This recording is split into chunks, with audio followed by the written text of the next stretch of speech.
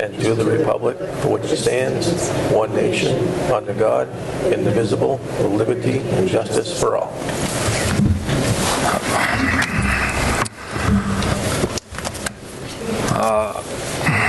All right, next item on the agenda, Chairman announcement. I think it was great to see the Olympics and everybody who participated in the Olympics, and those folks who won as well, but the ones that participated, so it was great to see that this year. So, and it was also great to see the girls varsity basketball team make it to the finals. I know they came up a little short, but just making the finals is a great thing too as well.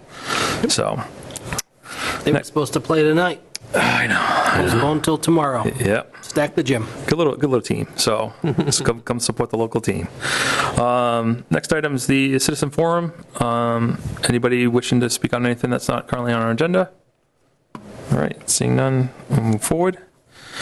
Number 5, vote to lift the local state emergency and discussion. I think this is Matt.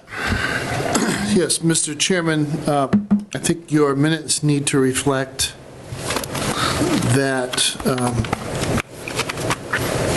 just before the start of a major snowstorm that hit the region, we had a conversation which is allowed under emergency rules. The governor of the Commonwealth had declared a state of emergency for the Commonwealth.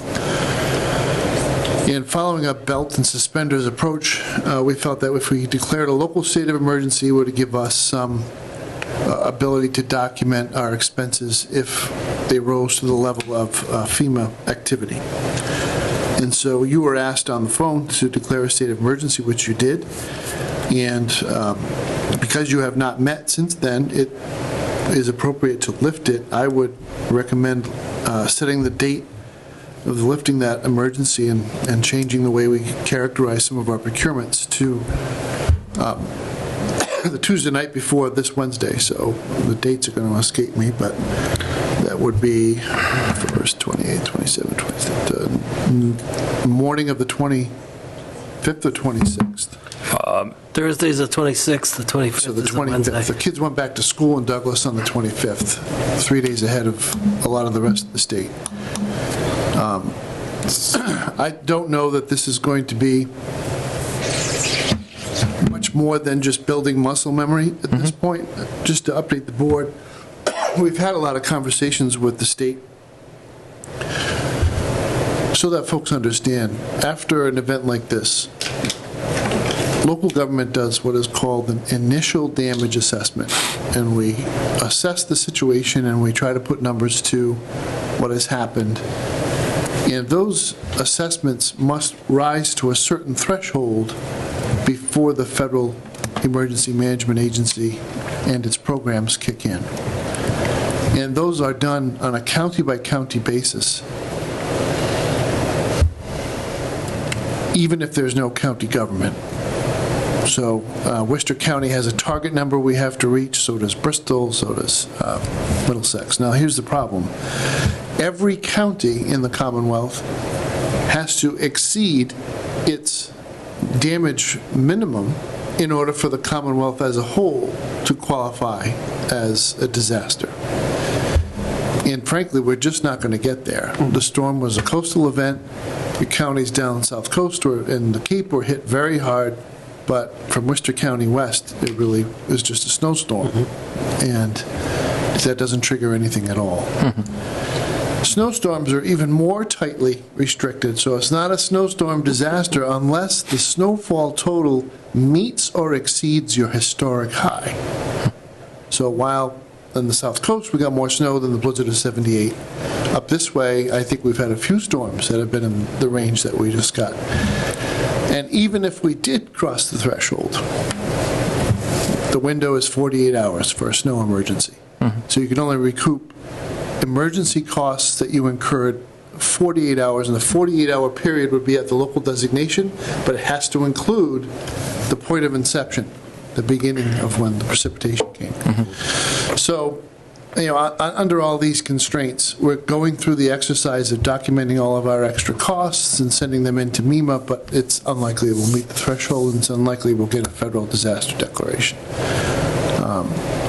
Now, is that necessarily going to be true for Bristol County in particular, or Plymouth County? I'm not entirely sure how that's going to work, but really, the federal government has gotten much more stringent about declaring disasters because the costs have been so high and the true disasters that have happened.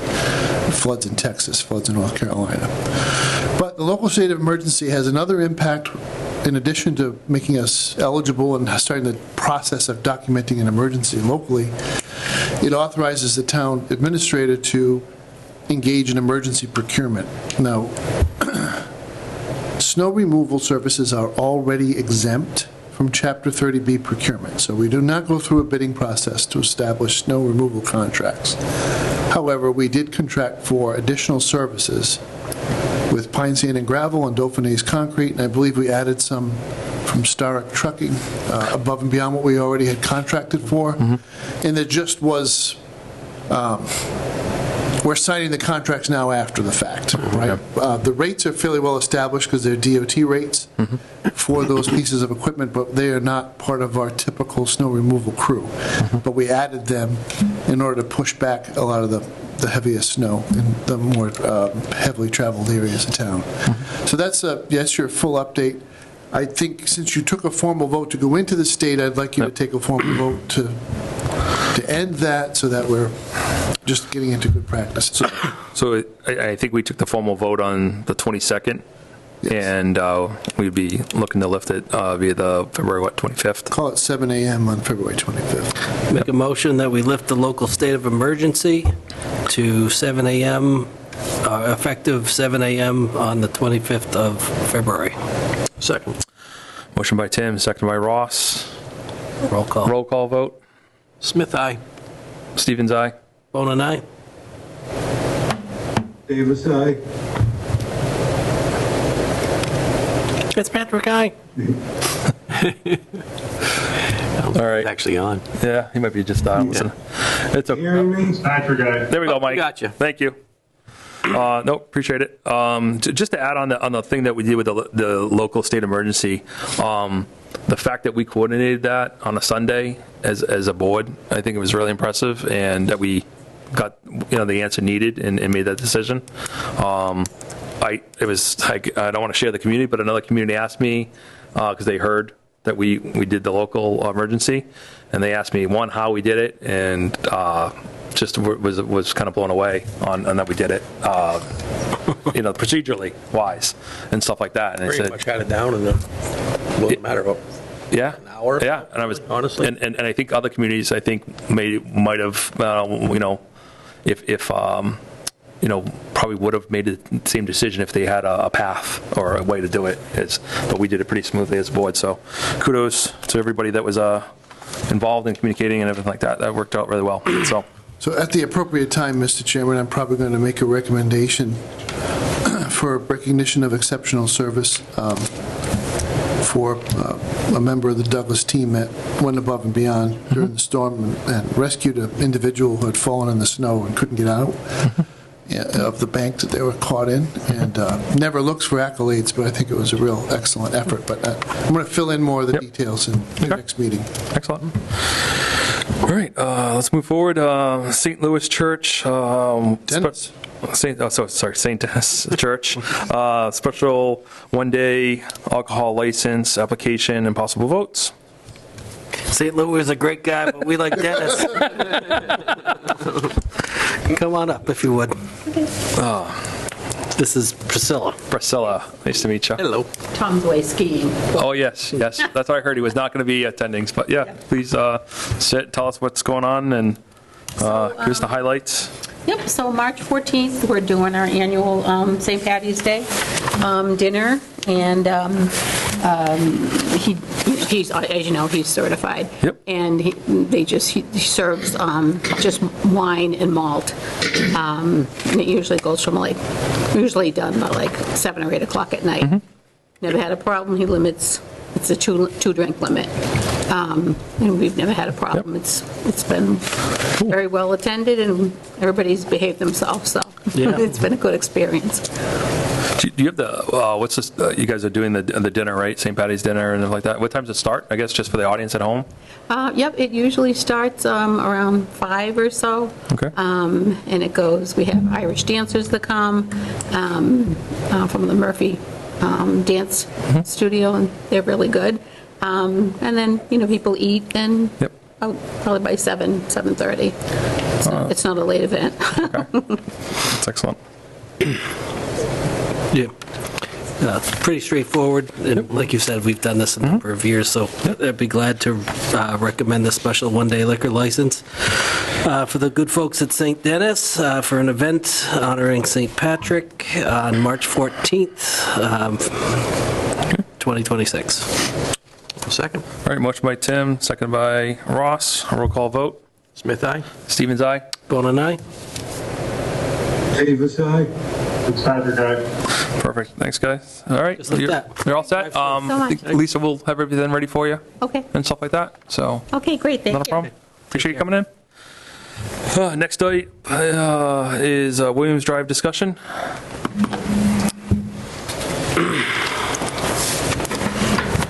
Evening, gentlemen. My name is Bruce Taylor. Last year at the March 1st meeting of the Board of Selectmen, you had a public hearing, and the vote from that hearing was unanimous by the Board of Selectmen to place the acceptance of William Road on the agenda for the annual meeting. I ask tonight that you again put it on the agenda. The project was removed from the agenda because we had faulty title at that time. We have since corrected that, and we provided the language for acceptance to the town council from our attorney, Henry Lane.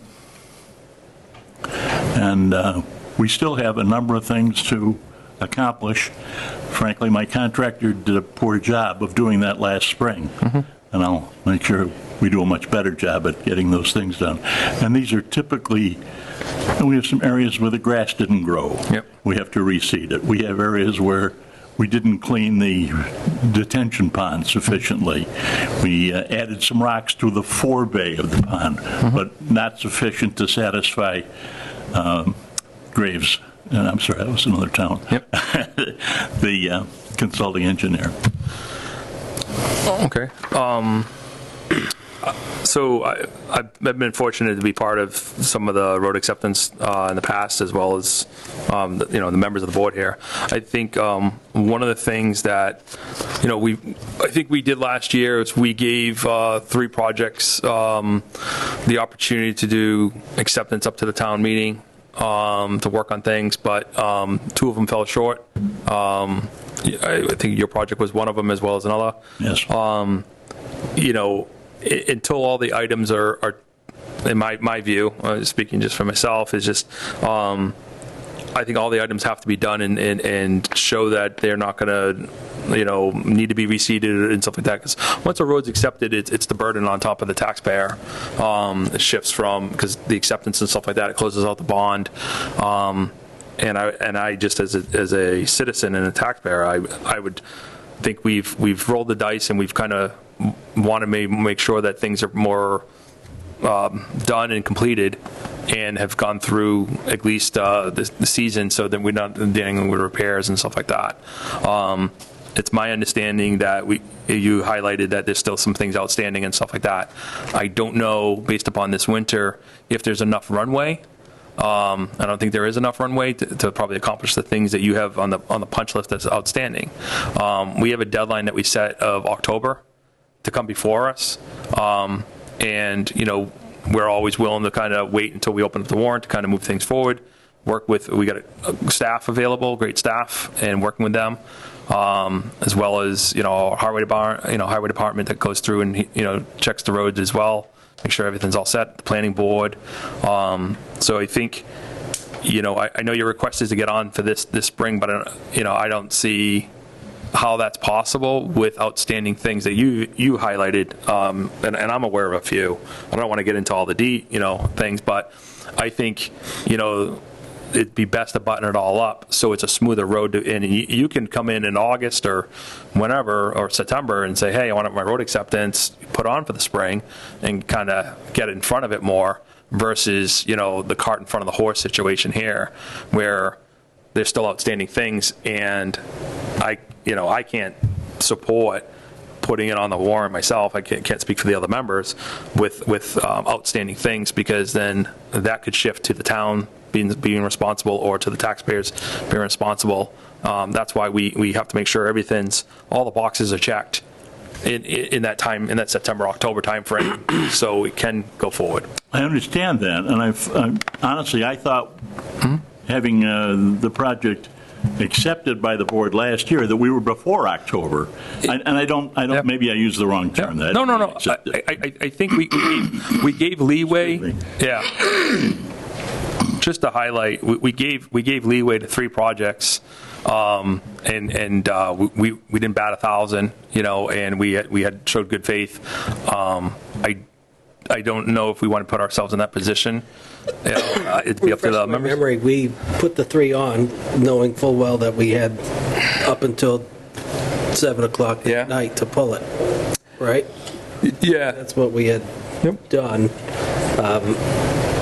Yeah, I don't want. Joseph Drive was the only one that passed, and then this project and another project. I don't want to get into specifics of those, but I think it was we kind of rolled the dice and worked with folks, but just because of what's still outstanding and the amount of runway you have left, because we're talking May and we're already in March, it goes pretty quick, and you've got a lot of snow and everything else. And the thing is even if something's done, paving or something like that, and if it doesn't hold, and we approve it in May or something like that, the other people, the town people approve it in May, and it falls apart over the summer, then, we're as a taxpayer on the hook for that.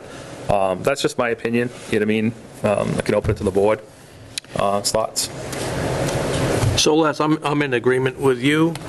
We've got a policy and procedure that we need to enforce, and if we start bending rules or overseeing things, next down the line is going to be the same thing, next down the line is going to be the same thing, and before you know it, we're going to have pieces of paper with nothing checked on it. We've been burnt before working on promises.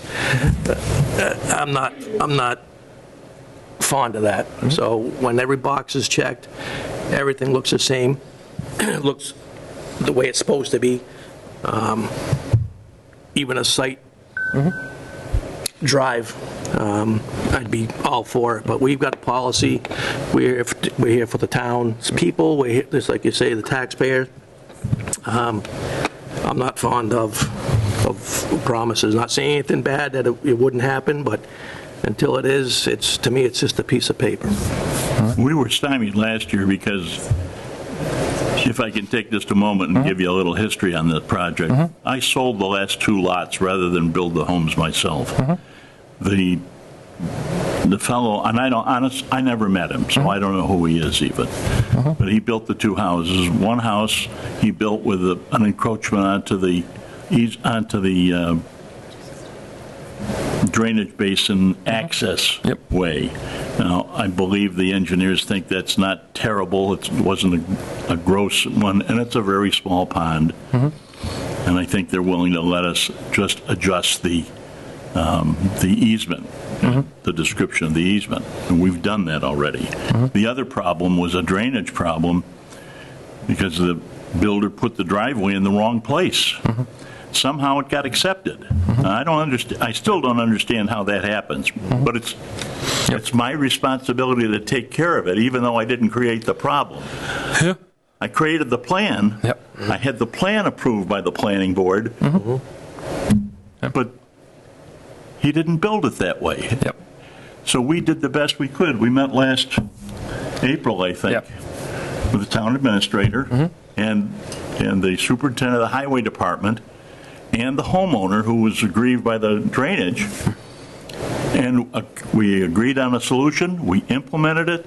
It's in perfect condition today. The other things that we have to do are seeding, dirt removal from the drainage basin, add some rocks to it.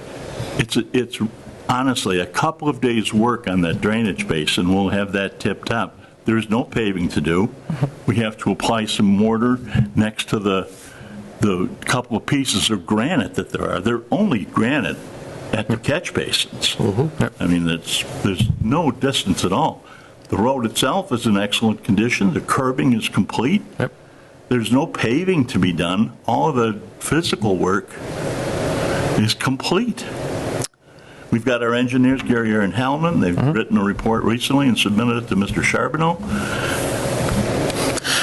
I think this road is easily acceptable. I understand the procedure. I was not fully aware of it. I thought we were, having gotten to this point last year, that we were well in advance of the October 1st date, which honestly I wasn't aware of. Yep. Yeah, that's just so you know, that date there is so everybody's got their ducks in a row, everything's done by that date, makes it easier. If there was a minor thing that had to be done in middle October, then whether it's something small or whatever it is that was an could be something that would be up to the board. But I think that the big thing is that I know it's waiting, but we basically, as road commissioners, we say, okay, if you got things in October, we go through that, and then you're on for the May. If you miss the May or you get pulled from the May, it's back to first base kind of situation. So, I had a very good rapport with Mr. Benoit, who carried me through this procedure previously in the last year. And my first encounters with Mr. Charbonneau were not as good. And it's probably my fault, but I couldn't get a meeting with the man. And then more recently, I've received information from him outlining exactly the policy that the town has. I understand it's there. I'm not. And all I'm asking is put me back in the same spot I was last year on March 1st. Mr. Chairman. Yep, Mike? Yep. So, this isn't the first applicant that's trying to get a road approved through the town that we had to not put onto the warrant because they weren't ready. I understand that he started last March. However, that they should have afforded him enough time to do the different things that he needed to do. The reason to go on October 1st is because this has to be referred back to the planning board before we put it on the warrant. And it also affords the highway department time to evaluate the catch basins and detention ponds, curbing, and everything associated with that to make sure they're in good standards in order for us to accept the roads. To try to put it onto the warrant now, the applicant's actually admitting that he has things to do. I understand that he's claiming that it's going to take him a couple days, but there's processes that have to happen after that. We established this as October 1st to give us enough time to properly do it. Unfortunately, road acceptance can only happen at the annual town meeting. It can't be done at a special town meeting. Checklist and the policy is on the town website. It's easy to find. If you have difficulty trying to get a hold of the town planner, but as he stated, Mr. Benoit went through this with him last year. And I'm sure that he would have given him the information that he needed, because we have, according to Ms. Freeman, we have some of the things, but we don't have all. So somehow or another that came forward to us. An unfortunate situation, but we have this policy in place for a reason. Yep. So, I think that's Hal, anything to add? No, we think you've covered the policies. I've interpreted it. And the only other thing we had was the title problem, and I couldn't get relief from what had happened when I sold those lots. My attorney inadvertently had deeded the road in front of those lots to the buyer. Yep. We had to get those back from the unit owners now. And until that berm was put in place in front of Unit 5, and until we had a strong enough rainstorm that he was satisfied that it worked, Yeah. he wouldn't give us the proper title. Yep. So that has all been taken. That was the biggest holdup last year. And as I said, we had addressed all of the items. Yeah, I think we're just where you are is just in a situation where we're tackling everything early spring to into summer to make sure everything's done, and then you can definitely make an October review with things still outstanding. I don't see any way of kind of moving it forward for the spring in any way is my view. And I can't expect the planning board to take a look at and satisfy the engineering that has to be done for drainage and everything else, and as well as road, because it's another year. So you got another year of weathering and stuff like that. So Pardon me, the engineering work was all reviewed. Yep. And by the planning board, by the consulting engineer, all corrections were made. Yep. I mean, all of that extreme detail work has been completed and reviewed thoroughly. Okay. Well, I just think. Go ahead, Mike. Sorry to interrupt you. Mr. Chairman, but it comes down to time. Yeah. Unfortunately, Yep. we're past the deadline in which to build. And even though engineering's been done, when you get to the final, there is still an overview that has to be just to confirm that everything completed and satisfaction to the plan. I don't see how we can put this on That's it. because we just missed the deadline. Yep. All right. All right. I'll advocate for you. I'll give you, there's still some runway. Right? I don't know what the punch list is.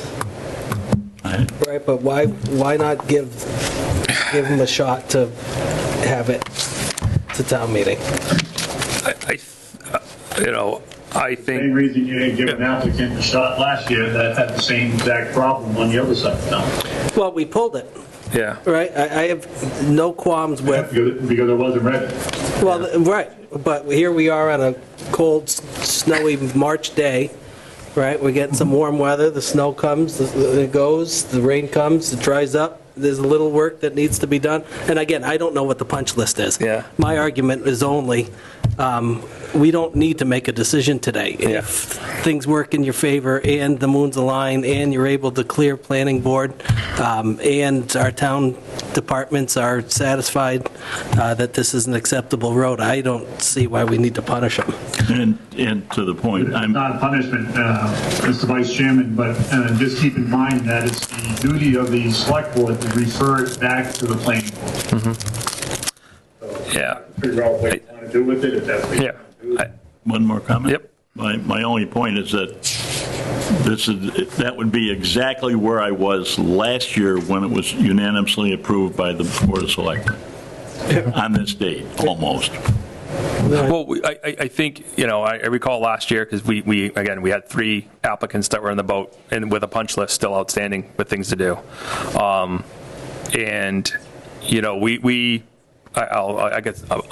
I'll speak for myself. I felt we rolled the dice on saying, okay, we hoped all 3, and very encouraging to try to get all 3, and I get that. But seeing only one of them cross the finish line was a little discouraging on my part, I will say, seeing that. Quite honestly, the So. title problem that I was Yep. faced with was Yep. consuming me completely. Yep. I focused all my attention on that, and I couldn't get the Yep. gentleman's signature until after that rainstorm. No, I understand. So, I think that's where we are. Is leaning towards that October to revisit this and stuff like that and get everything done early spring. I think we've had a hard winter. everything should hold up that was done and everything's good. And I think it will be closing out those items early spring, so in early summer, so it's get approval by August. So there's no ifs and doubts and stuff like that. We've had other subdivisions go through the same situation, take 2 or 3, 4 years to get acceptance because of little punch list items that were outstanding. I think my view is we got a policy in place, and we go through that.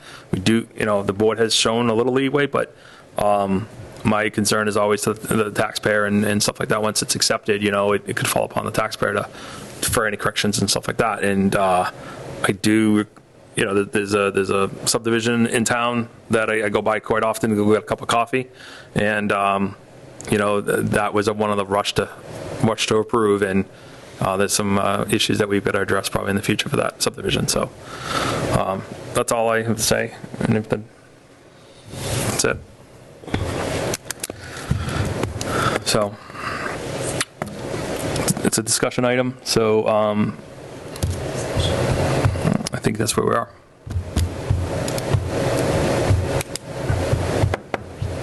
So no motion to accept? We only have it on here as a discussion, not as a possible vote. I think, without having the other, some type of report and everything else, there's no way we would take up the matter for review upon acceptance and stuff like that, because we don't have a full report on the acceptance and stuff like that of outstanding matters. It's the same road last year that you approved. I don't think we didn't approve. I've used that word twice. We didn't approve. We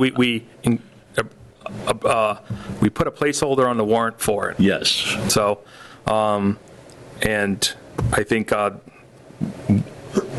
it is what it is. We've got to meet the deadline, and the deadline is missed. And I encourage you to get everything done in August, so you can meet the deadline. It's onerous because you don't have the opportunity to accept the road in the fall like other towns do. Yeah. I'm looking at the timing. Matt, are you familiar with the punch list that's needed? I haven't seen the most recent iteration of the punch list. That is the domain of the community. I have copies available.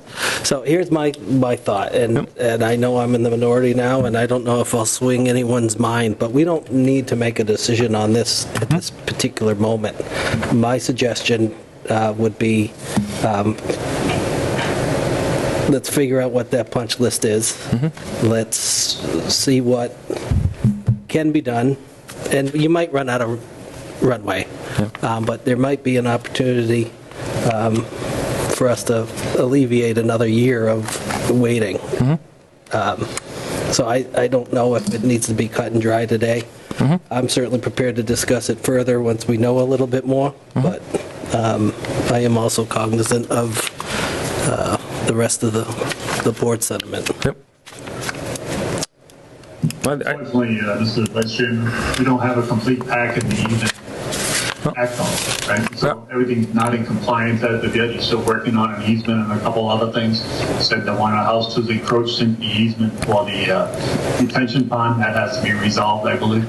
Yep. So until you had a complete packet, it's kind of hard to, I don't want to give the guy false hope. So I'm not trying to be difficult, but I don't want to mislead. I don't want you to think that you jump through all these hoops and you get to the last minute and maybe you can make it. It's going to be a very difficult path to go down. That's all I'm saying. Yeah. I mean, I think that's the thing. I mean, listen, I support Tim's view, and I understand the pain of waiting another year and everything else in the cycle of that. I totally understand that. I think so. What Tim has highlighted here is get an update, of what work with John Charbonneau and see where things are, and if you can circle back in 2 weeks with us and show us that there's very minimum, maybe the board can take a discussion and a view of it again. But I think with things outstanding and not having a complete report, the concern is not enough runway, and that there's sometimes a rush to move forward. So I would work with John Charbonneau and go through that. I'll request a meeting. Yep. All right. Yeah, Would if you any- like a copy of the, I'll get it through staff. That's Yep. okay. Yeah, yeah, if anything, you know where the board stands right now, so, tread I do. as that stands. Thank you. All right. Gentlemen, Appreciate it. thank you for the opportunity. Thank you. Thank you. All right, moving forward, number 8 on our agenda, review the revised 11 Gleason Court RFP and possible votes. Matt? So, Mr. Chairman, in our last conversation, we were awaiting council. Council has drafted language for you to include in the RFP. One is a clawback provision. And the concept here is that the RFP is for a project, and it's to sell real estate in connection with project meets the parameters that are desired by the select board. And obviously, we don't want to see something happen where somebody buys the property and sits on it for 5 years and doesn't build the project they promise you. So that clawback provision, I think, is, Rich Bowen's an experienced attorney. I think he's really nailed down all of the necessary elements of that clawback. Just so people understand, if you're going to put a clawback in, we will not be able to completely close the transaction. We'll have to post the purchase price into an escrow account and hold that escrow until the project is completed. And at that time, we'd be able to bring it into the general fund. It's not really likely to be so much money that we're going to, get scraped knees over waiting a year or two to put it in the bank. It's just that, we lose whatever interest. I mean, maybe there'd be a small amount of interest in an escrow account, but the point is, we would lose use of those funds for that short period of time, but it's probably worth it because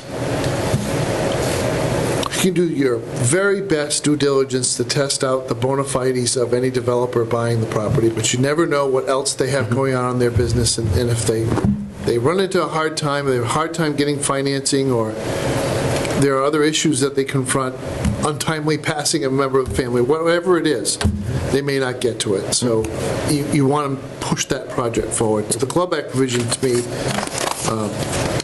if you agree with the language, can just be cut and pasted into its own section in the RFP.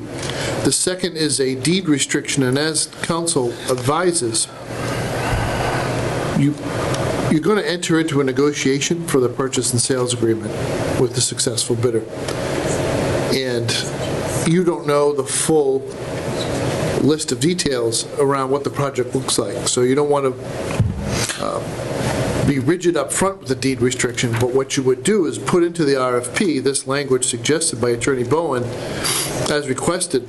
There shall be no alterations or additions to the property beyond those specified by the awardee in its response to the request for proposals. It is the town's intention that this requirement survive the purchase and sale agreement and that it be included as a deed restriction. So you're putting a potential bidder on notice that they will have this restriction on the property going forward.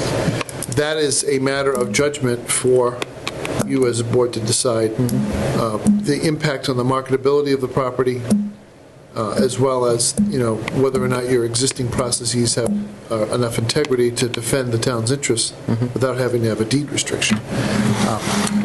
And if that would interfere with financing of the acquisition, what a lender might think of it. Yeah, I wouldn't know. I mean, lenders generally don't inquire as to your future plans.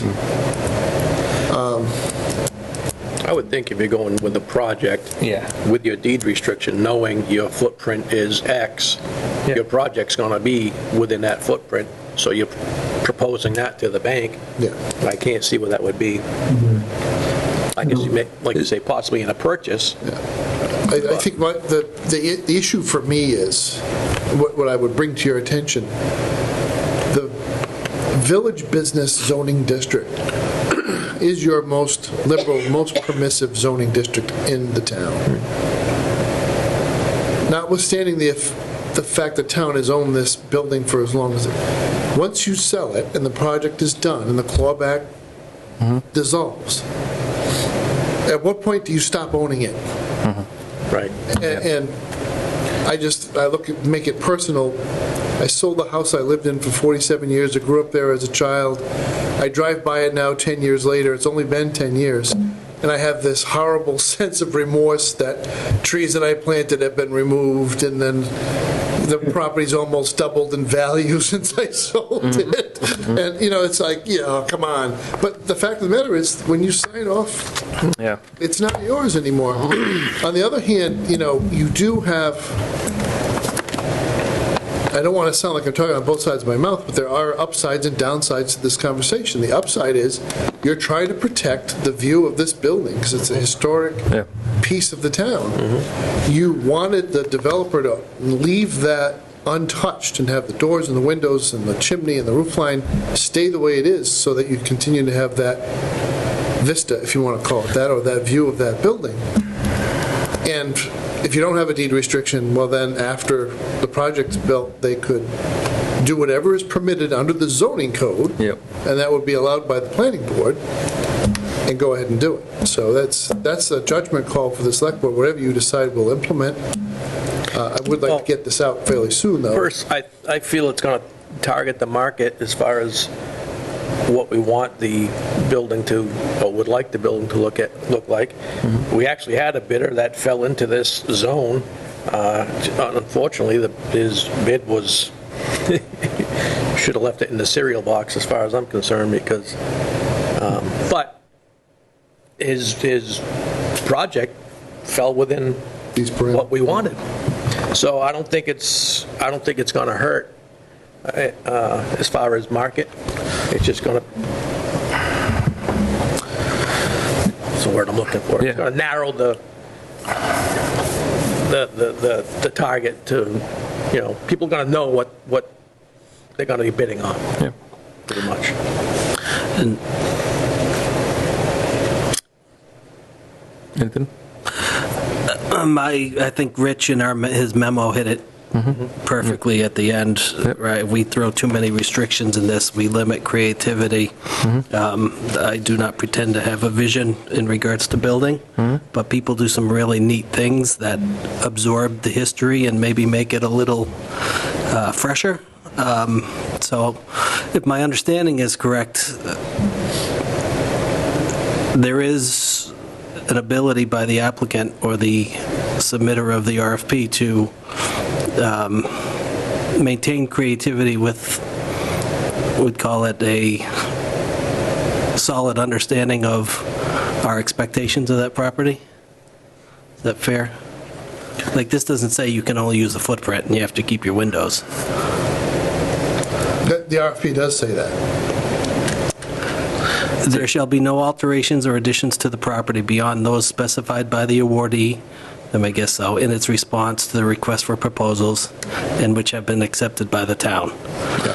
So if someone came in with a proposal that blended nicely the history with the future, we wouldn't be able to entertain that? So what the select board had asked me to do prior, let me just find it for you because it's worth reading.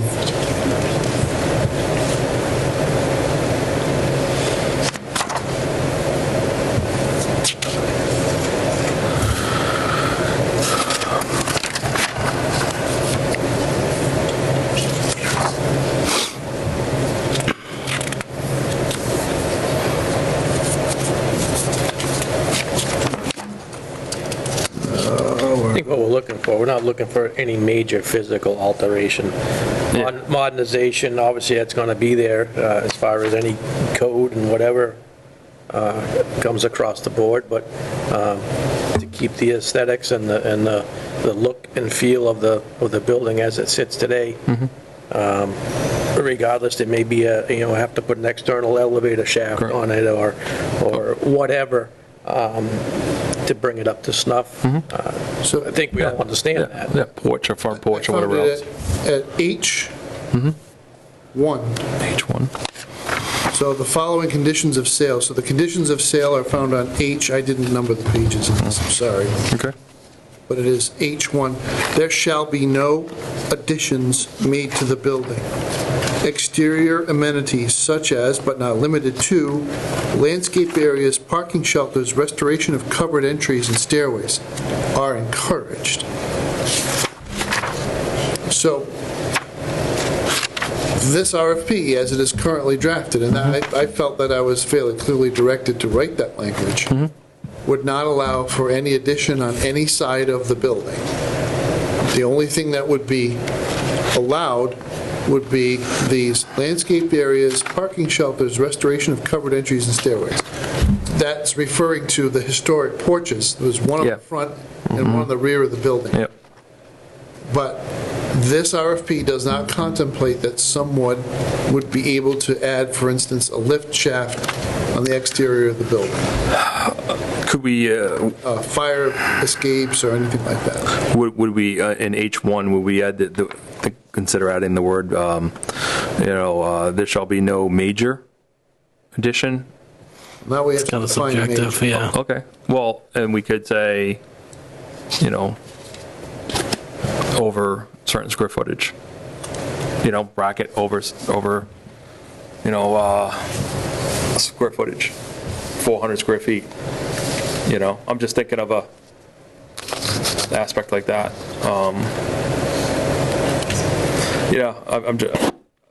I'm trying to, because someone may want to put on, some type of big entranceway or stuff like that in the front. They're going to probably need if they need a elevator shaft that's on the outside, they're going to need to cut that on the side of the building, I would assume.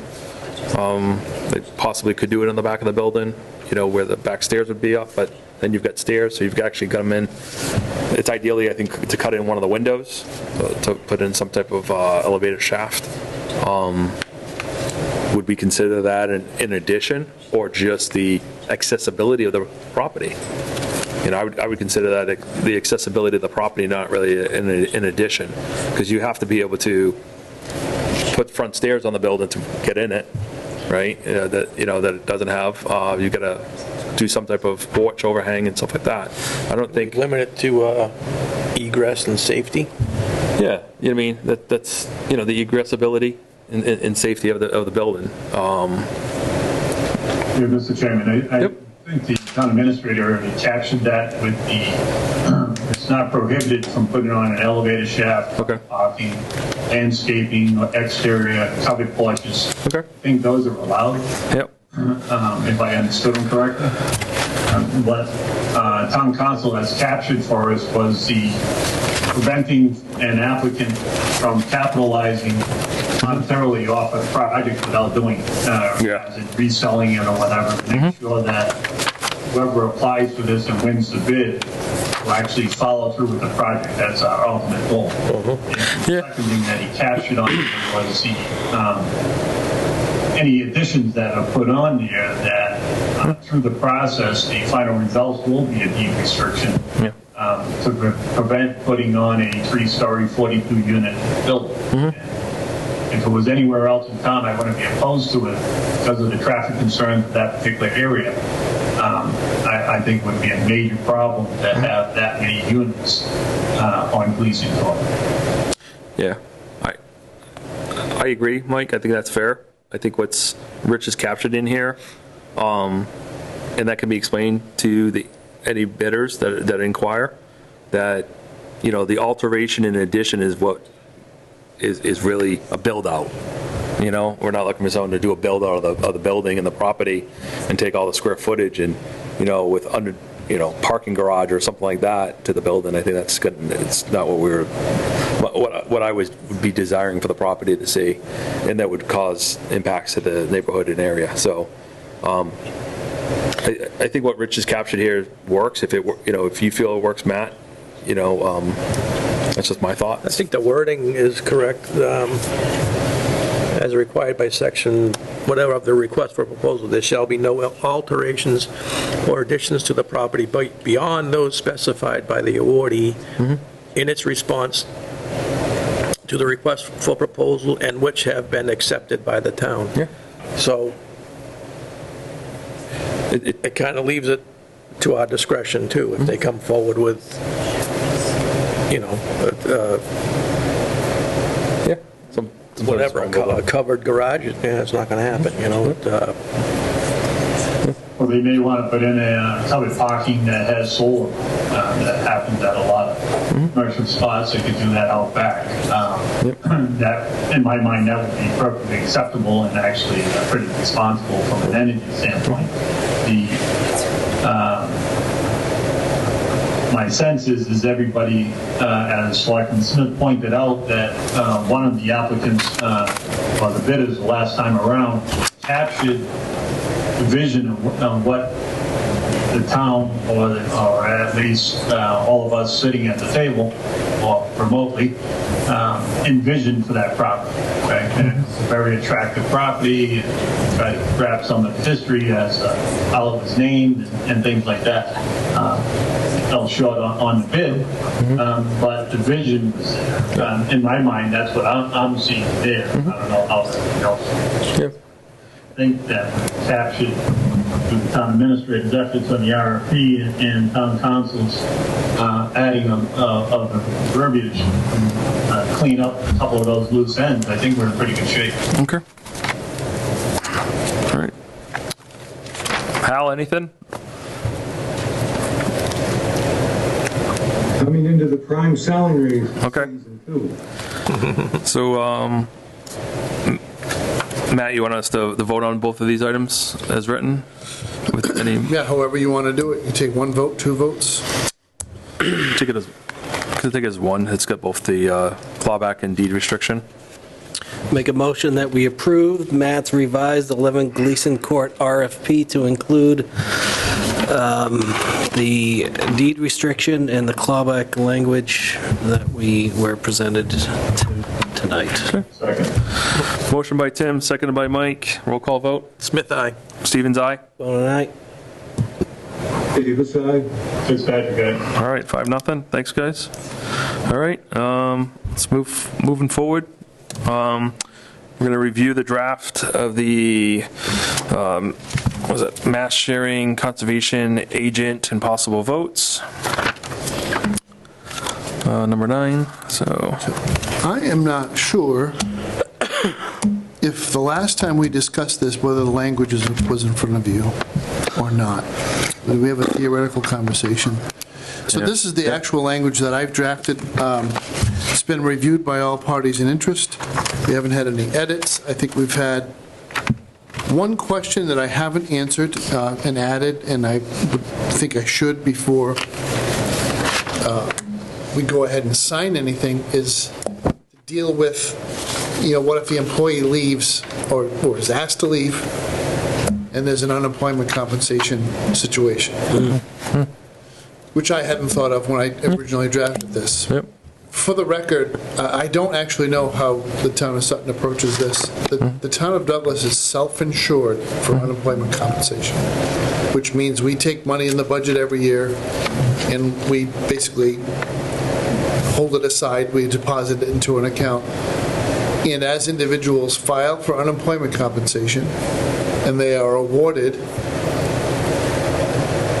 that form of compensation, our third-party administrator pays out that claim. And if you look at the budget detail that you get every year, that's about, we budget $40,000 a year, and we have not overspent that account in the 9 years that I've been doing budgets.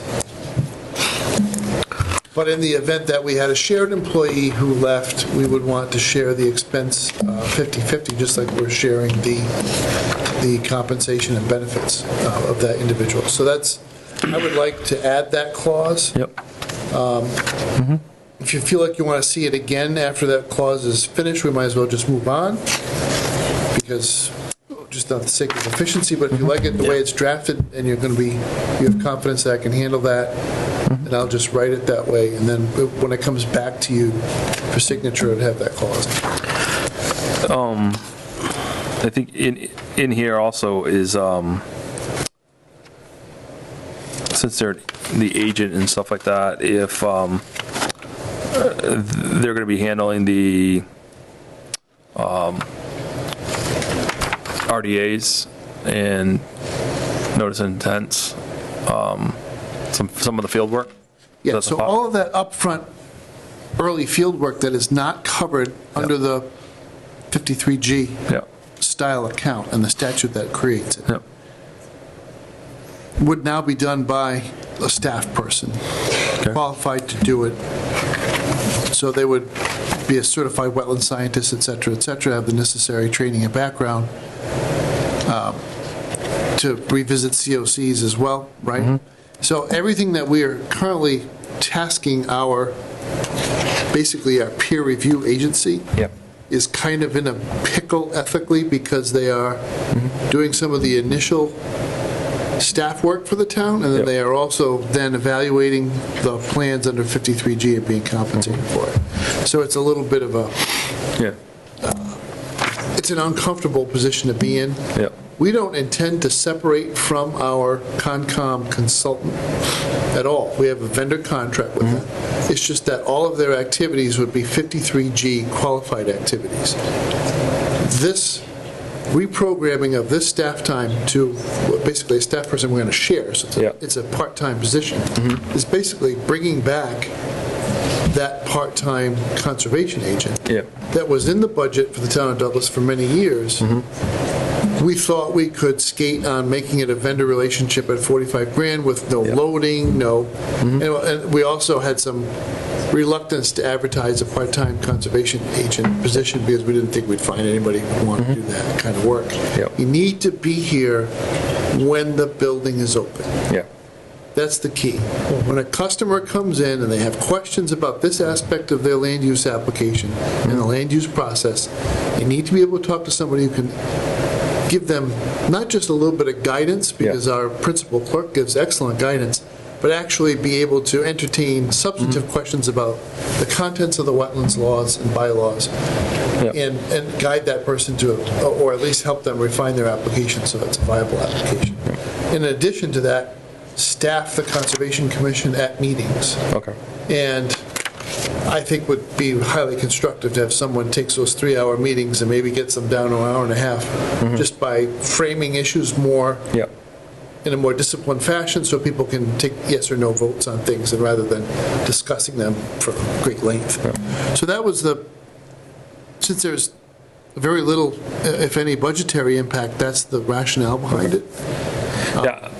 I was thinking of how we had the former role where that person could do the RDAs and the minor notice of intent. All this field work, Yeah. taking pictures, documenting things for the Concom, following up on Concom questions, Yeah. all of those things that are above and beyond the procedural management, Yeah. managing paperwork, but actually going out into the field, interacting with people is what we envision here. Okay, Most towns have this position, yeah, and this was a nice opportunity to start to cooperate with the town of Sutton. We have a lot in common with them. We have the same vendor. Yep. We share some waterways that are all connected. So we have this meandering drainage system that starts in Douglas, makes its way over to Sutton, comes Yep. back towards us. And so we have a lot of commonality of interest. So okay, So this would be an employee by the town of Douglas. So it makes sense for us to host. Our benefit expenses are much lower. We actually have a compensation table. The town of Sutton does not have a fully developed compensation system. So it kind of made sense for us to step up on this one. yep. No, And this would be, the position's not taken at the moment, right? We need No, so applications or... to be a purist, through you, Mr. Chairman, Yep. Selectman Smith, we wouldn't be able to post this until the budget passes. Right, so we would try to fill it by July 1st, but both towns would have to have town meeting. The way we'd be structuring the payment here is that I will book the payment from the town of Sutton as a revenue, right? And we can't be hypocrites. In Douglas, we pound our fist on the table. We only pay bills for services that have already been rendered. So we will not put our brother, sister, Yep. whatever pronoun you You want made to use, someone very community proud. No, I said that to him today. this is being brainwashed by Gene Lovett to the point where Who's in the room? Who's in the room, just in case? Smiling from ear to ear. Yeah, Yeah. but it's only fair. Yeah. So we would bill them after a quarter, yep, each quarter. yeah. And this also helps out that there's nothing, I will budget for the most expensive benefit plan we have, but those are voluntary elections by the employee, so they may not take Yeah. a family plan. So we won't bill the town of Sutton until we know what that employee's choices are, and what the actual costs are. Okay. Yep. What if this wonderful new employee runs afoul or if is some sort of malfeasance? And I don't care who, we'll fire you no matter where you work. yeah, but if there's liability, it's ours. So that'd be our employee. So if there's something that triggers the general liability coverage of the town, it would be the town of Dublin taking that risk.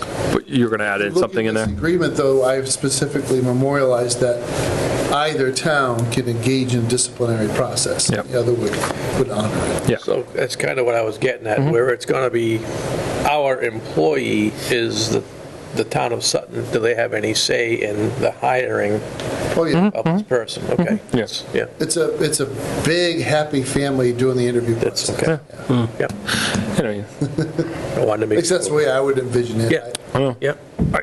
I like the fact that, you know, I mean, it starts the process of working with your neighbor, you know, and shared services and stuff like that, and the challenges that both communities have with trying to staff. And I know for our community development office, you know, having someone in there for 2 days a week, you know, and helping out and stuff like that would be very beneficial. So, all right. Is anything else that needs to be added to it? I believe the town of Sutton is reviewing it tonight as well, or reviewed it a few hours ago at their 6 o'clock meeting. So,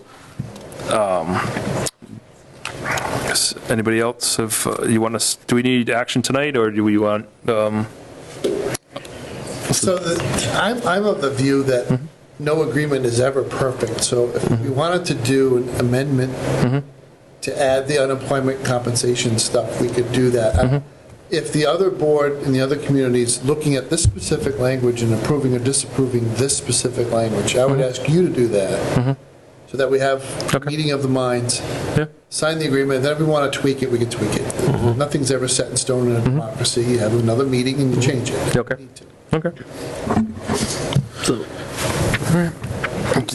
with that, I would make a motion that we approve the IMA for shared conservation agent discussed tonight. I'll second. Motion by Tim, seconded by Ross. Roll call vote. Smith, aye. Stevens, aye. Bone and I. Davis, aye. Can I just add one thing? Sure, Mike. To include the amendment that town administrator needs to do for the unemployment piece, put into that. Go ahead, Les. Yeah. No, I think, yeah, with the additional amendment, I think that's accepted, you know. I think we covered that. Yep, I would Okay, if everybody recommend. agrees with that, it's fine, guys. Perfect. All right. 5-0. We're good to go forward.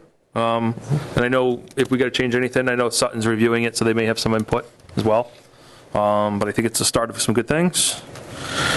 This Right. way they have to talk about it again and we don't. Yes. Right? Yeah, to me, this is fairly simple. It's Yep. the same theme throughout. It's good to see you guys, you know, collaborating and the community collaborating together. So, number 10 is The the, one thing, Mr. Chairman, I think I should interrupt, but Yep. there are some gray areas in municipal management, and I want to make sure everybody kind of understands where I'm coming from. The Board of Selectmen is where the buck stops when it comes to the policy making of the town of Douglas. So even in the Town Administrator Act, the special act that creates my position, Gene's position, that prerogative is reserved to the board to reorganize the functions of town government.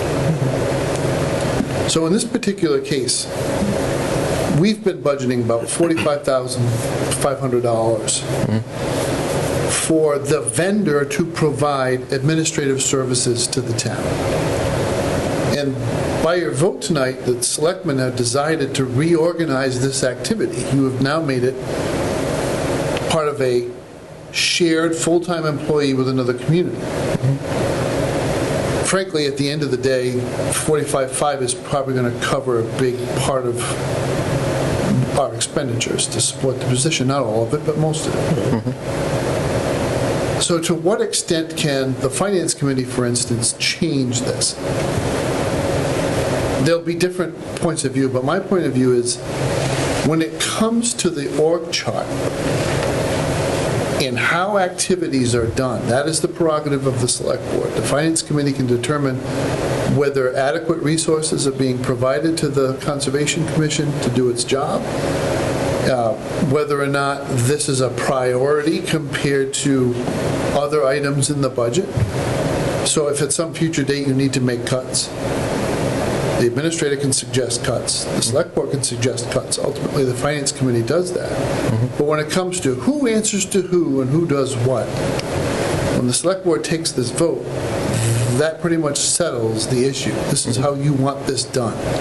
And as the Chief Executive Officer of the town, the five of you, it's a unanimous vote, you went for this. So I'm perfectly happy to explain this to the Finance Committee and work on it and show how the budget works out and all the rest of it. But I think at the end of the day, whether or not this is a hire or not a hire is a decision the Select Board makes. I just wanted to put that out there, make sure everybody's clear where we stand on it. Okay. All right, move forward. Number 10 is the MEFR floodplain document and appeal period discussion.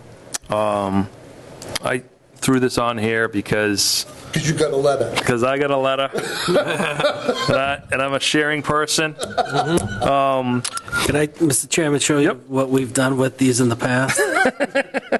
All right. Go ahead. No, it kind of was important because it's about the appeal process and stuff like that. So I just felt putting it in our packets for the fact of minutes and other boards that might have received it was worthwhile to have there. Should there be any discretion, concerns regarding someone's parcel changing in the flood map and stuff like that, at least they would be aware of an appeal process in a period. So they could actually take action and review it. I think they change the map every 2-3 years. So they do. So by way of context, the town where I live, Westport, this is huge. Like the Select Board will talk about this for half an hour, 45 minutes, because so many people live near water. Correct. It has to do with flood insurance and the building commissioner's job and enforcement and all the rest of it. We just don't have a lot of this in Douglas. Yeah. And if you read deeply into this letter, if you don't show up with like a geological report and a hydrological, you got nothing. Yeah. Oh, yeah. Reading that, it's like, Yeah. So your chances of winning an appeal on a flood map drawing, especially in a town where we don't have a lot of floodplains, is pretty thin. But Yeah, I thought it was just for documentation and awareness. looking letter. That's it. typical resolution. Just in case anybody did you receive the letter? Did you share the letter? So we've covered our bases there. So, all right, moving forward. Were there significant changes in the map? I believe Mr. Frazier might have looked at it, and he said there was minor, like nothing that of the major substance and stuff like that. I think that's about it. So I didn't, review what the differences, but there's a historical feature that you can click on the historical button and look at the differences and stuff like that. So you can kind of do your own homework and take a look. I think for where we are, we're not going to see much of a change and stuff like that. It's a updating of the process, but everybody has the ability to go take a look, and now they're aware that there's an appeal process. So, good to go. And good luck with that. Yeah. Decide to do that. Yeah. If it takes 3 years to change the map, it might take a longer to win the appeal. So, all right. Moving forward, number 11, our meeting minutes. Got a couple meeting minutes in our packets. So we got February 3rd, I think, is the only one, maybe. Was that the record-setting meeting? It might have been. 19 minutes, 25 seconds. That's right. So, Hal, both you and I were off that night. So.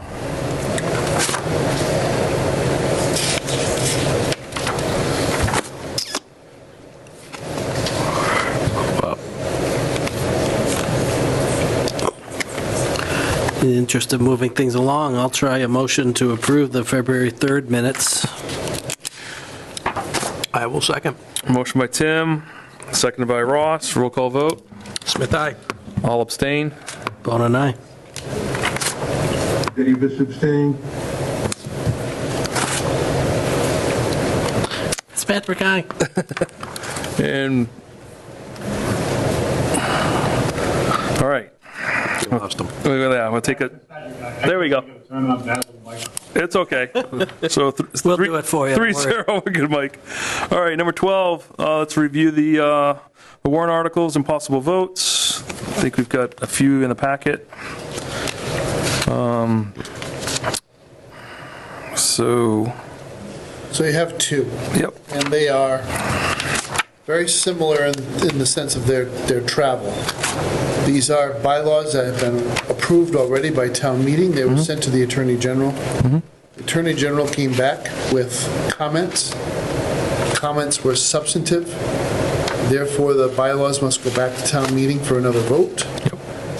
The Community Development Director has been doing his homework to make sure that this was dealt with timely by the planning board. So you have both of these in front of you, the stormwater bylaw and the ADU bylaw, with the recommendations of the planning board on the form that is attached on the front. Yep. So.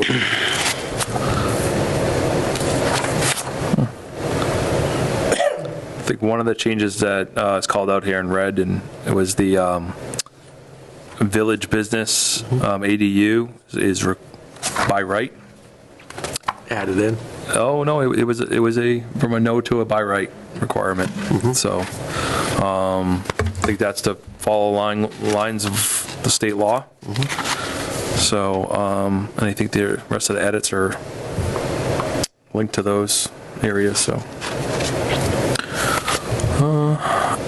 and the other one was the stormwater bylaw amendment. I can highlight the change. It was over just a wording that had to be changed because the bylaw, when it was written, we were entering into the building inspector's domain, and that had to be removed there. And that's on, I don't know, it's number 6 in the packet there. It's the bottom line that was removed on procedures. And it was no building permitted shall be issued by the building inspector without the written approval of the site plan permit by the planning board, or unless 90 days, sorry, the crossed out just really get me. 90-day lapse. Lapse from the site plan, public hearing, without action by the board. So that line was being removed because we can't talk about a swim lane. It's basically, building permit is the building commissioner's, nothing to do with the And that was board. struck by the Attorney General? Yeah, that was the feedback, was that line was outside of our procedure and so. It's pretty good, though. Yeah, all the rest of it's pretty clean, so. Give the committee a 90. Yeah, you did all right. It's in the time frame they did it in, too. Yeah. Yep. So we're good with those. Any comments? Mike, Hal? You guys good with those No. feedback? No, I believe the planning board has went over all this. Okay. Okay. All right. Do we know if the planning board already voted in favor of these? It looks like they did. Okay. 9-0 on Okay. both, I think. Okay. All right. So entertain a motion to Nothing. do nothing at this point? Oh, because they're going to be on the warrant anyways, we don't have to do anything until, Yeah, it'll be, yeah, until we do the review of the warrant. That's fair. Cool. All right, moving forward. Number 13, we get to review the budget and possible votes. I guess Gene is here to Gene's here to correct me when I'm wrong. come on up, Speak up Gene. at some point. wave her arms in a panic or something. No, So I'm not going to hand anything out tonight. I'm not going to ask you to vote on anything, so we can skip those aspects of it. I did want to brief you on where we are in the process, and we're really down to the wire. I've got really three items I want to clear up, and then I will consider myself ready to just consider this a submitted budget. One is I'd like to see my health insurance renewal. I don't have the actual number in my hand.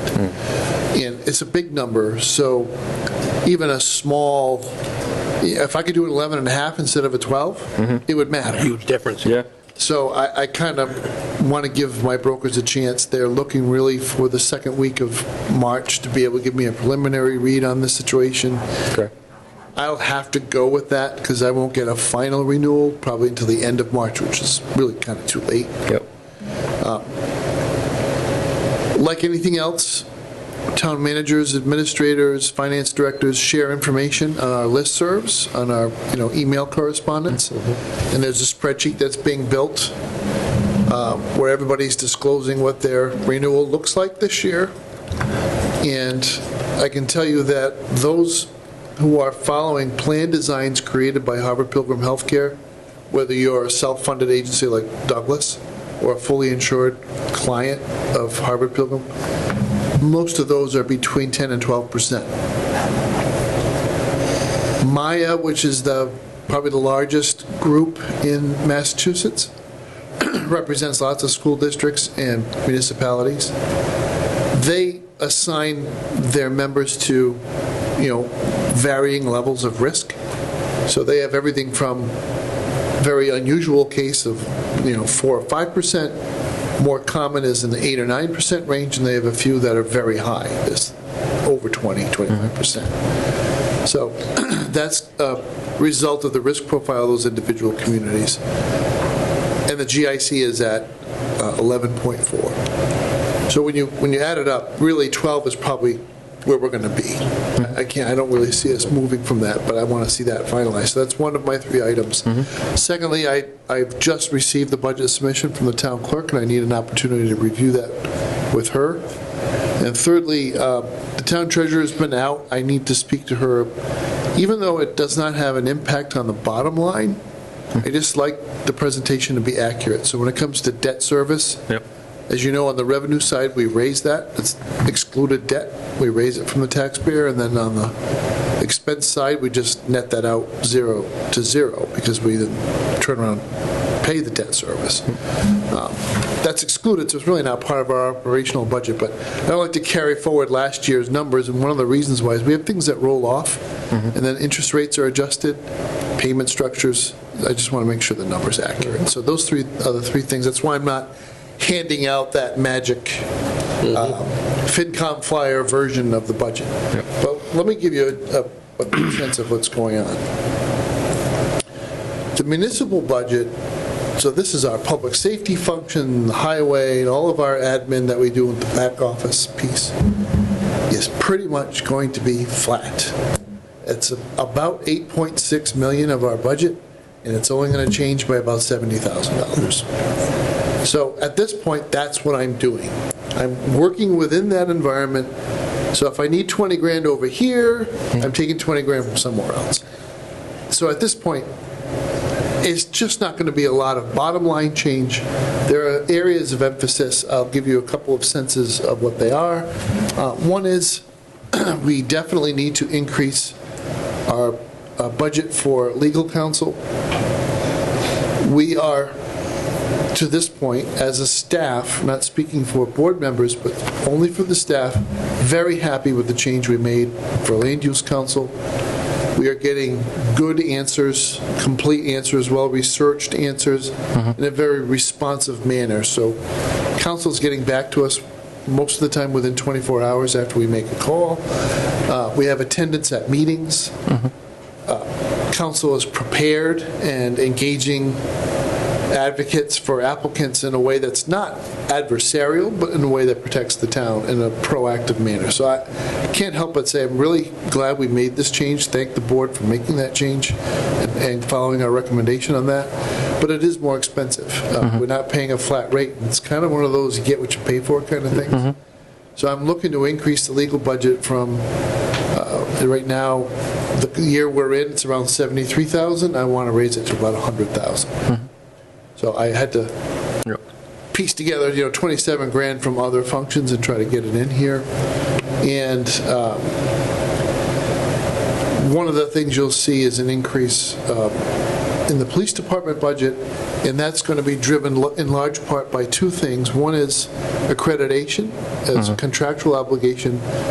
We bumped their table by 2.25% for achieving a renewal or refreshing of their accreditation. This is a pride point for any municipality to have a fully accredited police department. It's an indication of the level of professionalism that we have, and we want to continue to encourage everyone in the organization to strive towards that, because it reflects on everyone: dispatchers, junior patrol officers, and the leadership of the department. So that's in the contract, and it's also in our employment contracts with the chief and lieutenant. So we're going to honor those commitments, and that there was movement in that budget line item. And that's about all for the municipal side. So what else is going on? So the rest of the show is on the revenue piece and where it's all going.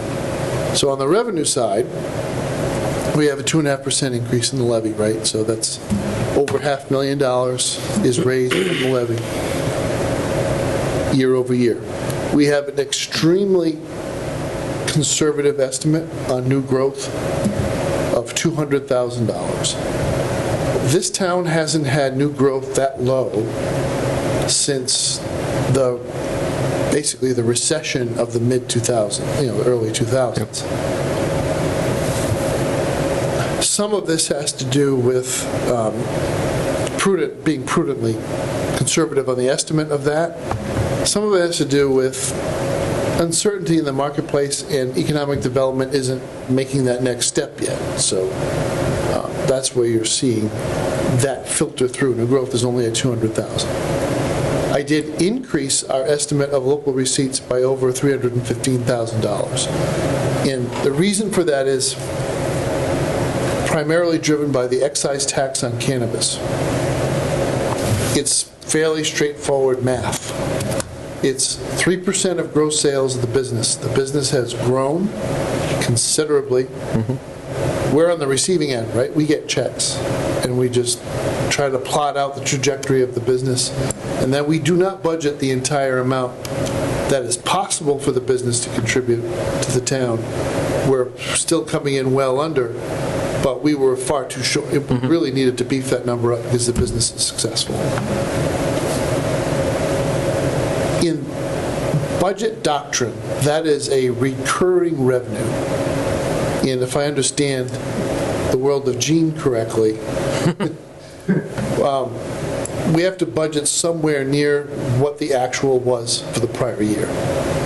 So we were under budgeting by too much. We're missing the target. You will see a decrement or a decrease in investment income. We had a lot of ARPA money sitting in an account invested in treasuries, earning it's kind of nice, right? The lifestyles of the rich and famous, right? The rich get richer, they park their money in treasuries. But the fact was it generated a lot of money for the town. And we were under a constraint. We had to get that money spent on projects, which we've done, but now that investment income isn't there. So really the cannabis and investment income are kind of evening each other out. We are taking more from the ambulance receipts fund this year than we have in the past. So I think we're taking another, Gene's not going to want to say, I think I increased it by about $45,000. Okay. And so we're up to almost $500,000 coming out of the ambulance receipts fund. And then the one-time event, which I'm going to caution you, it will not recur next year, is we have so much money in the overlay. The overlay budget for this year is zero, because we have over $500,000 in the overlay. Yep. So we put all that money in there because the Cubes at Gilboa had filed a tax appeal, which they never prosecuted, but we're in another tax year, so they filed again. So we're just going to roll that forward. There's no need to keep throwing money into the account. We have more than enough to cover our exemptions Okay. and abatements. So I'm not going to budget for that this year, but next year I absolutely positively will. So that little tweak of $100,000 to revenues will not recur. Okay. So that total of all of those changes, oh, did I say something about state aid? No, because state aid, we actually have a net loss this year in state aid. It's not a lot, it's $30,000. Bear in mind, you get, I could do a Socratic method and ask you how much state aid you get, but I'm gonna help you out, not put you on the hot seat. 10.2 million. So it's down $30,000. Please don't sweat it. It's not the direction we want it to go, but here's why. Chapter 70 is up. Unrestricted general government assistance, also affectionately referred to as UGA, is this basically just revenue sharing. It's up. But choice out is up a lot, and choice out actually exceeds the amount of money that's coming in, the increase in Chapter 70 and UGA and pilot. So there's a specific phenomenon there. The superintendent's well aware of why that choice out activity occurred this year. It's got nothing to do with the quality of the Douglas Public Schools, and it has everything to do with sports, for lack of a better explanation. So there's been a communication between the towns involved here that we're really not too excited about having a bunch of students leave Douglas to go play sports in another town. And so we're going to sort this out. And the superintendent defaults to not punishing kids because adults can't get along. And I have a certain amount of appreciation for that mentality. I think it's the nice way to live. There is a point, though, where when the adults just have to sort it out, right? And we're kind of at that point. So the warning has been issued. So what are we spending it on? Can you explain that? Why with sports? Why are people choosing to go play for BVT? What are we? Or hockey? Oh, no, they would just go to BVT. It would be a BVT number. Yeah, what are we talking If you have a about? sport that we don't offer, The co-op stuff? and we don't have a co-op with that community. Correct. Yeah. If they leave primarily to play sports, Yeah. there's a little bit of a problem with that. They're supposed to be choosing for academic reasons, not Yeah. sports. But if you're a small school, you're not fielding a football team, probably don't have a hockey team. Well, yeah. So when a neighboring community offers it, and here's the rub, here's the catch. If the neighboring community is highly competitive at the state level in that sport, you can't do a co-op. The co-op is supposed to be for two little towns like Douglas and Sutton that can't field a team on their own, but they can if they join forces. So I'll make this less personal to the real case, but Hopedale's got a great baseball program, right? So if Douglas kids left Douglas to go play baseball in Hopedale, we couldn't get a co-op because Hopedale's already a competitive baseball school. We couldn't get a co-op with them. Hopedale, we With could- them. But I think if we offered a co-op with Uxbridge, and we had a co-op with Uxbridge, I thought there was something in there where I forget. I remember there's a whole procedure thing with that. If you can attend a school co-op with the athletics of another school via the co-op program. However, if your desire is to be in Hopedale you then have to, you're basically school choicing to Hopedale, which is kind of frowned upon because it's outside the circle of your town circle. Yep. And you're also then, yeah. But the point is, you can't get a co-op. Yeah. So I'm a Rhode Islander, and I have a real bee in my bonnet. It's got nothing to do with actual public schools, but if you're familiar with Rhode Island sports, Bishop Hendricken is the force that sucks. All good athletes. Them in LaSalle Academy. Yep. So every Division I state championship is, guess who? Hendricken versus LaSalle. Yep. Well, you've got some powerhouses in Massachusetts. Some of them are neighboring communities. Kid wants to play a sport and wants to choice into that school because not only is it a chance to play the game, it's a chance to win a state championship at that division. And that is not allowed. You can't have a co-op in that situation. So we're navigating these rules, but my point is, choice out is up over $100,000. So it wiped out whatever you got from Chapter 70 and pilot and AGA this year. So state aid isn't factoring into the revenue growth of the town. Okay. Overall, revenue is up, I'm not going to give you a precise number, but let's say it's close to $1.4 million, $1.5 million. Where is it all going? $830,000 or more is going to education. So the pieces of your budget, Douglas Public Schools, Blackstone Valley Tech, Norfolk Aggie, and school bus transportation. There are other pieces, but those are the four big ones. 830 grand out of the 1.5 million that came in this year is all going to be allocated to schools. Another 540,000 is going to employee benefits and insurance. Two double whammies, right? A 12% increase in our actives, and the retiree plan was up a lot more than that. Our retiree group is growing very steadily. Yeah. And this will be, for the next 8 months, is going to be my headache, because our retirees have had a great plan for the last 8 years. It's Aetna, it's a national carrier, national network. You live in Florida as a retiree from Douglas, you've got your Douglas retiree health care plan from Aetna.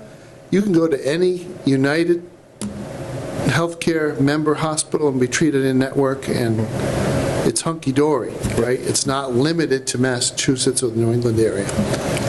Medicare Advantage is in a lot of trouble. The big carriers have been lying, cheating, stealing, and basically destroying a great program. It's a horrible thing. I have my personal opinion, I'll share it.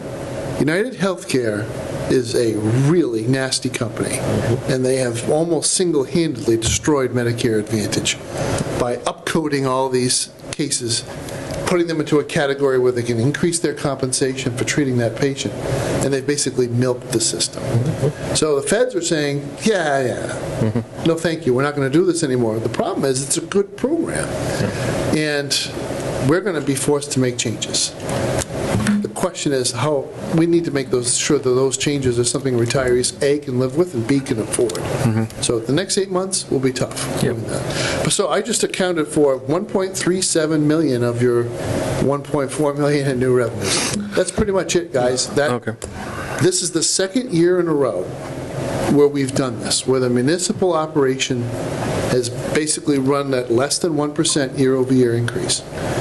You're going to have individual employees whose salaries are going to go up. But as a whole, the compensation budget of the town is pretty much flat. It's a result of a lot of things happening. Senior people retiring, being replaced by more junior folks. It's just part of our natural evolution. I think the superintendent and I are both going to send you the same message. Fiscal 28 is going to be a mess. And there isn't any way around that. It has everything to do with the way Massachusetts funds public education, and specifically special education. So we are in a really strong financial position as a community. Your net position actually improved considerably again this last year. So your asset base is very strong. Your unrestricted general reserves are very strong. But at this point, your school department is operating They've taken their reserves for choice, school choice, and circuit breaker, and they're drawing it down almost to a very uncomfortable, almost near zero level. So they have nowhere to go. So when we start front-loading additional expenses onto the Douglas Public Schools, this is a conversation that for the whole community, not just here tonight. I'm not going to steal anybody's thunder for the Finance Committee meeting, but this is a very important conversation. I think BVT, just in the nick of time, is not the problem this year. It's not a topic for discussion. It's actually probably going to be a very modest increase. Okay. So you're calling it a flat budget, basically. It's almost like a level service funding budget, or flat level service budget. Okay. In terms of service, the only service we're trying to enhance is the conservation agent. We've already discussed that. Correct. Okay. All right. Any other questions from Matt? We did see some AG markups on town meeting action of whenever that was, the fall, or maybe before. Any word in regards to the animal bylaw? No. Nothing from that? Right to farm? No. No. I think, Excuse me, right, thank you. Yeah, I don't think I've heard anything from the AG or anything like that. Now, what are we doing with, are we carving out the animal inspector and the other? I just want to pay for the ACO. Okay. The animal inspector budget was increased. It's not a lot of money, so Yeah. but I made that change a while ago. Okay. Mr. Chairman, through you to Matt, given it looks like a pretty strong financial position currently, any further improvements in our bond rating? Is that in the wind? So, you don't get rated unless you borrow. I can say at this point, I know enough about the scorecard that will be used by the bond rating agencies at Douglas. There is no way Douglas's bond rating won't improve. Okay. It just, you are in a completely different financial category now than you were 9, 10 years ago. Yeah. Yeah, but it's not going down. Oh, no. Yeah. No. Okay. All right. Cool. Anything else? All good? All right. We'll move forward. All right. Any topics not anticipated 48 hours in advance of the meeting? Anybody wishing to be heard? Seeing none. Sure, come. You got a question? Yeah, come on up. Come to the chair. Sure. That's the 48 hours in advance and stuff like that. Could you just give your name and address for the record? Angela Rice, 829 Northwest Main Street. Okay. I watched the previous meeting discussing the animal inspector versus ACO. So if there was a conversation, I just wanted to come in and discuss it. But is that not on the table anymore? The discussion of combining that job? Well, there's no finalized budget yet, right? So my door is always open, so if you want to come in or call, I'm more than happy to have the conversation. I don't, it's Is that not a my topic meeting, it's up to that's the board. coming? Yeah, I think that's probably the easier thing, to set up some time with Matt to talk about it. I think I think there was, Matt can go over what the latest was and what some feedback was, because there was a lot of feedback and moving pieces and stuff like that as he was trying to coordinate of what I think our partnership that we have with the animal inspector or animal control, and then there's the We're budget pieces. part of a regional entity that shares an animal control officer. Yes. And I think it's a wildly successful model. I like the model.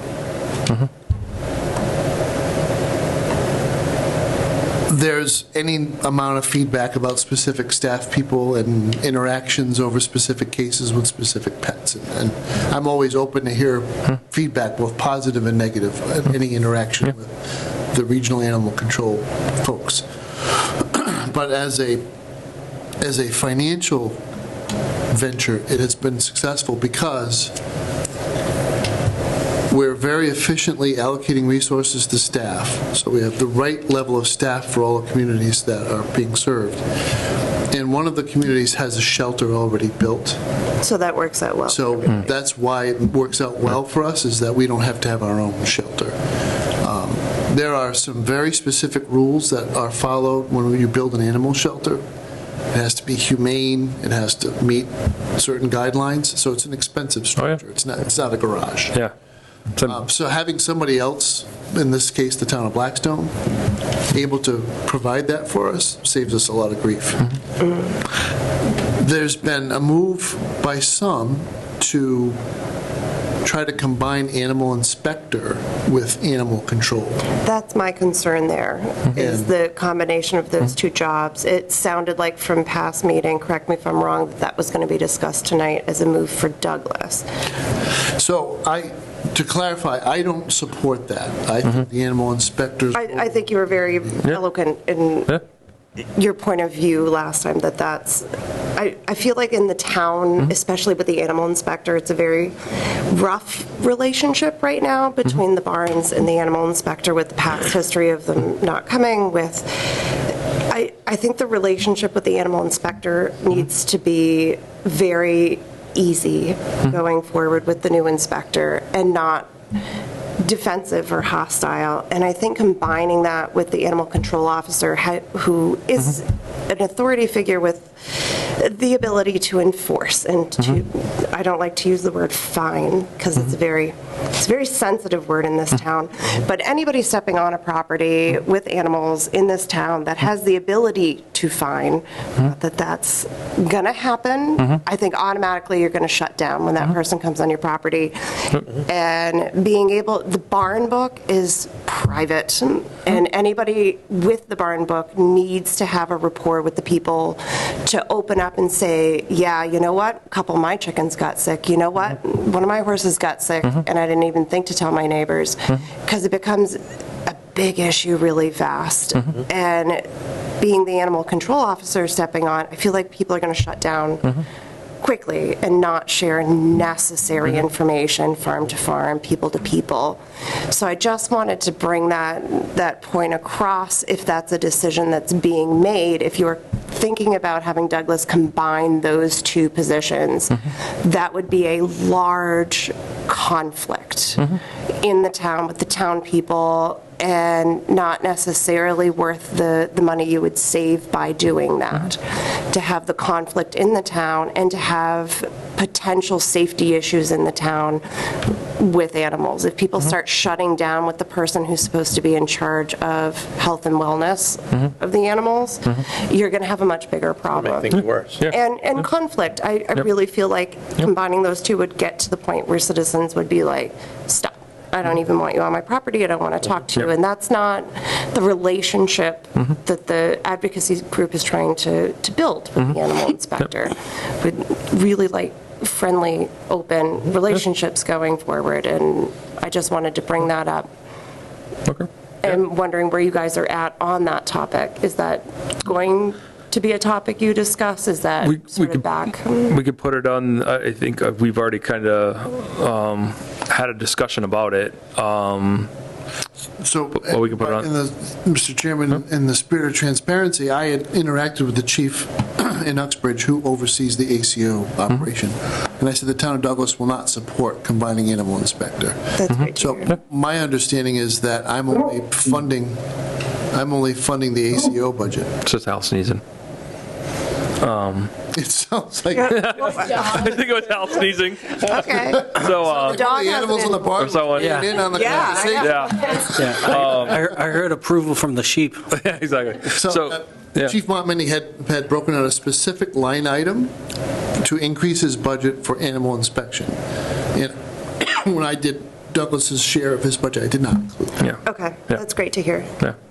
Yeah, that's it. And I think we've made, with the animal control, multi-communities involved in that. I love the sound of that. That sounded very it's been in place for quite a few years, and it's worked very well for several communities to still offer service and stuff like that, and it's helped out all the communities involved, because it's a big uplift to have your own animal control, or even two towns. So that, and I think with the animal inspector now having someone actually helping and being out there to do, what they're doing in the barn book and all that. We're not, we're aware of the barn book, like just from the name of it, but if you put it in front of me, I wouldn't even know what it would be.